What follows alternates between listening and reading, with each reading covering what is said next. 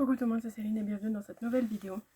Donc aujourd'hui on va faire un petit bilan, une petite mise au point par rapport à la vidéo dont je vous ai parlé, comme quoi j'avais voulu disparaître, vu que j'en avais parlé, que je ferais une mise au point et au final il y a eu d'autres choses qui se sont passées entre temps.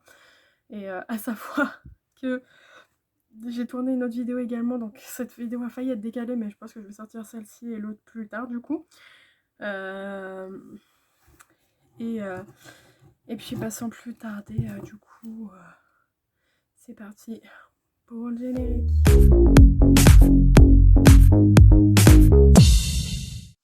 Du coup, pour ceux qui n'ont pas suivi l'histoire, je vous invite à aller voir la première vidéo que j'ai faite, dans le sens où j'ai voulu disparaître. Sinon, pour faire un petit résumé, en fait, le début d'année a été très difficile pour moi en termes d'accumulation de beaucoup de choses, ainsi que la fin d'année 2021. Ça a été très très difficile pour moi, je suis partie en grosse dépression, j'ai fait des tentatives de suicide, j'étais vraiment au plus bas, c'est le cas de le dire. Puis j'ai un ami qui m'a remonté un peu dans la pente, justement, c'est là où on s'est arrêté que j'allais mieux grâce à D-Joyce qui m'avait reboosté un peu, redonné un peu le goût de vivre. Sauf que malheureusement, ça n'a pas duré. Parce qu'une dépression, ça ne se calme pas comme ça. Ça a duré une semaine. Et au bout d'une semaine, c'est reparti en vrille. Tout simplement, le lendemain de mon anniversaire, j'ai pété un câble. J'ai vrillé total. J'ai tout envoyé balader, j'ai envoyé tout le monde péter. Mon cerveau, il a totalement vrillé, c'est totalement déconnecté. Du coup, à ce moment-là, c'était vraiment très très violent. Parce que évidemment, en fait, j'ai eu énormément de déceptions par rapport à mon anniversaire, des gens à qui j'aurais tout donné qui ne me l'ont même pas souhaité au final. Après, voilà, je sais pas. Mais c'est dans le sens où, voilà, toi, t'es là à minuit pile, tu penses à leur envoyer un message parce que voilà, mais eux, ils te le souhaitent même pas encore au jour d'aujourd'hui. J'attends encore un message de bon anniversaire de cette personne, pour vous dire. Mais, enfin bref. Mais du coup, je suis partie vraiment dans une grosse dépression. Et qui était à la limite de l'hôpital psychiatrique. J'étais vraiment à deux doigts d'accepter un internement psychiatrique par rapport à l'état dans lequel j'étais, pour pouvoir me reposer justement, pour pouvoir me couper du monde et pouvoir souffler.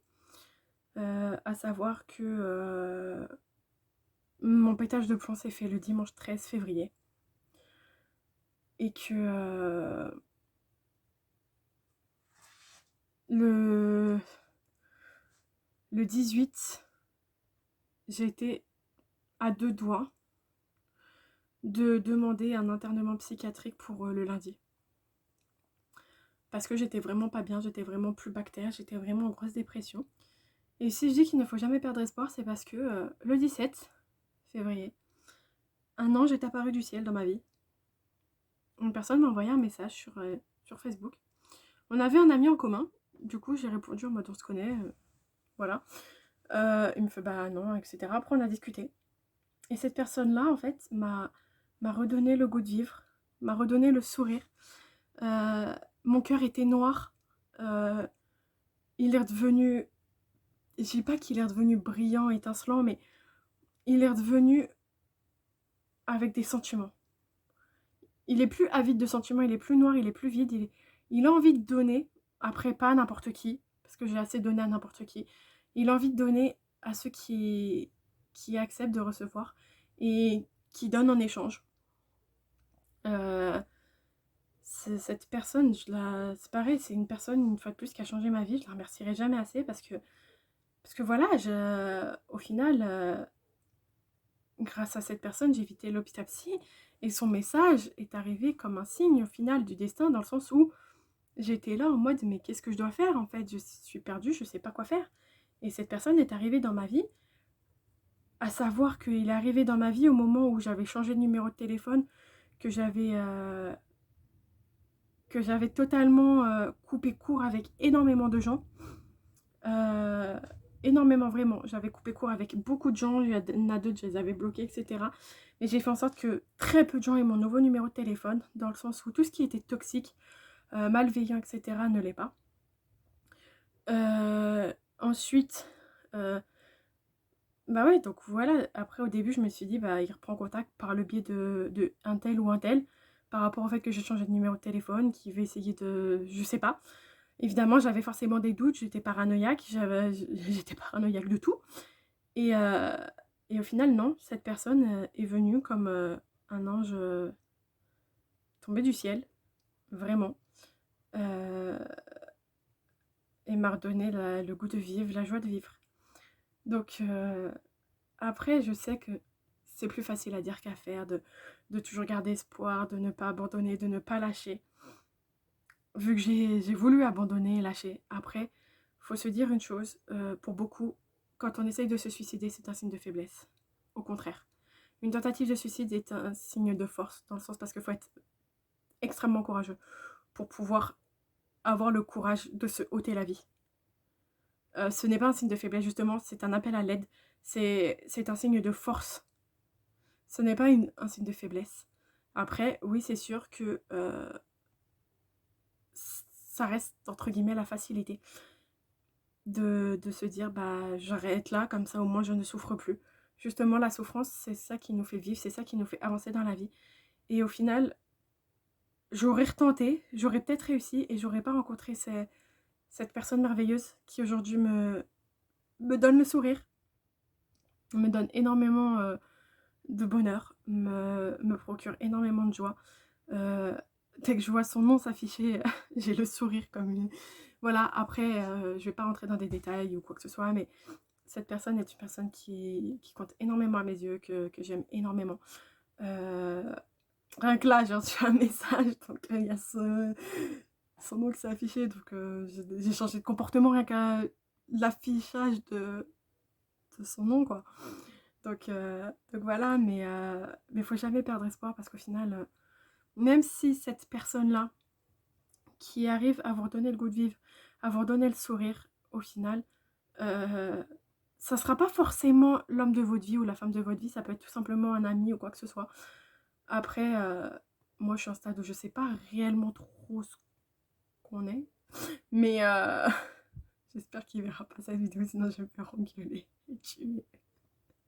Mais je t'aime, hein. Tu le sais très bien. Bref, mais, mais voilà, mais au final, il y aura toujours une personne sur Terre. Comme on dit, on n'a pas qu'un âme sœur sur Terre, on en a plusieurs. On a des âmes sœurs amicaux, des âmes sœurs au niveau du travail. On a notre âme sœur amoureux. Et, euh, et moi, en lui, j'ai trouvé plus qu'un âme sœur. J'ai trouvé ma moitié, j'ai trouvé tout. Il est devenu indispensable à ma vie en quelques heures.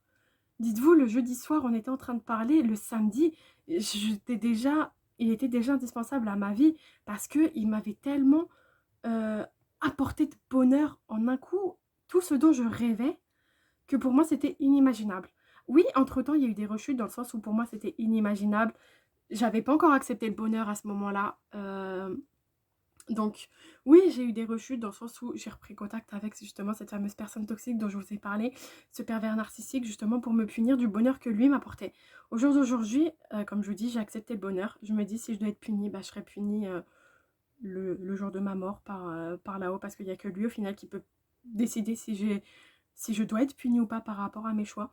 Mais au final, depuis que cette personne-là est rentrée dans ma vie, je vais pas vous mentir, ma vie est beaucoup plus belle. Dans le sens où, comme je dis, j'ai réussi à éloigner certaines personnes toxiques. Là, au jour d'aujourd'hui, j'ai accepté le bonheur par rapport à lui. Grâce à lui, parce qu'il m'apporte tellement de bonheur que je me dis, bah en fait, il m'apporte tellement de bonheur que pour pouvoir vraiment lui en apporter, je peux pas être, moi, dans mon coin, à refuser le bonheur qu'il peut m'apporter. Je dois accepter mon bonheur, le bonheur qu'il m'apporte pour vraiment être heureuse et lui en donner également. Donc c'est pour lui que j'ai accepté d'être enfin heureuse, enfin le bonheur. Après, depuis lui, justement, j'ai signé un nouveau contrat de travail. Je me sens beaucoup plus épanouie, je me sens beaucoup mieux, je me sens plus rayonnante. Euh, je me sens plus vivante, je me sens moi. Parce que je me sens obligée de rien avec lui. C'est dans le sens où je lui envoyais un message, euh, parlant avec mon cœur, bah, je le fais sur l'instant T. Et je suis obligée de rien n'est prévu à l'avance avec lui. Tout est sur l'instant présent en fait. Je suis moi-même, J'ai pas d'obligation dans le sens en mode où il va me dire ouais bah fais ça, fais ça, fais ça, ou on voit ça, on voit ça, on voit ça, comme certains peuvent le faire. Non, tout est dans l'instant T en fait. Et il n'y a rien de plus beau en fait que d'être soi-même avec quelqu'un qu'on aime. Euh, et puis voilà.